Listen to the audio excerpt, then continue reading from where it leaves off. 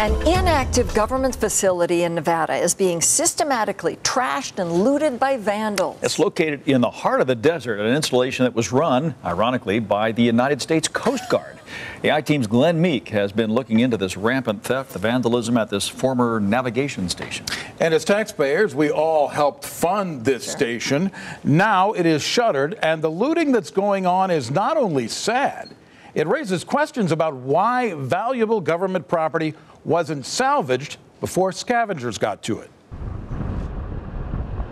At the end of this obscure desert road near the landlocked town of Searchlight lies an abandoned government installation. Today, it's little more than a high-tech haunted house. But at one time, it was part of a Coast Guard navigation network called LORAN. This film will show you some of the techniques used in LORAN. LORAN, for long-range navigation, was a system of 24 radio transmitters positioned strategically around the United States. By comparing the time difference between pulses from different stations, navigators could get a fix on their locations.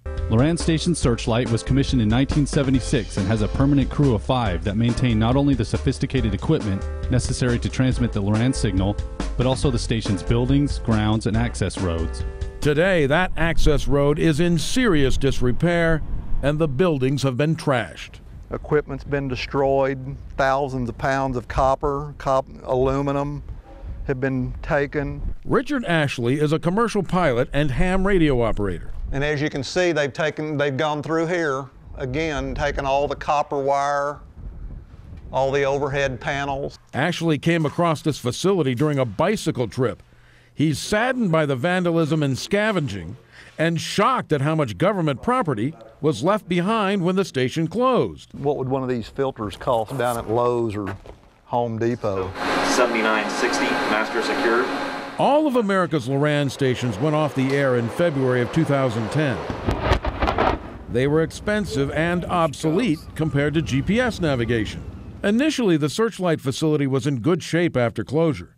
But this sign was either a bluff or is no longer accurate. All of this has been stripped. In recent months, scavengers have looted the facility of copper wire, electronics, and other government equipment. This is another equipment room of some sort. Even the awning providing shade to the parking area has been torn down for its aluminum scrap value. See, they've just totally destroyed these engines. These engines are probably $150,000 a piece. Man, that just makes me sick. And it's not just the vandalism and looting that sickens Ashley. He says he's called everyone from the FBI to the Coast Guard, trying to get somebody interested in the problem, but with no results. I explained to the gentleman that, there was millions of dollars worth of damage and equipment being looted and destroyed. He didn't seem to care, and I've never heard back from him. Well, like Mr. Ashley, I also called the Coast Guard. I spoke to a public affairs specialist who told me he'd look into the situation. I haven't heard back from him, and that was more than 2 weeks ago. I also called and emailed the office of Congressman Joe Hack, who represents the Searchlight area. I asked the congressman to watch our story tonight and try to get some answers about how this situation got to the point it did, and hopefully whether anything can be done to preserve what's left of the station. And we're just waiting for answers there as well. We hope to get some, and as soon as we do, we'll pass it along. What a loss. All right, Glenn.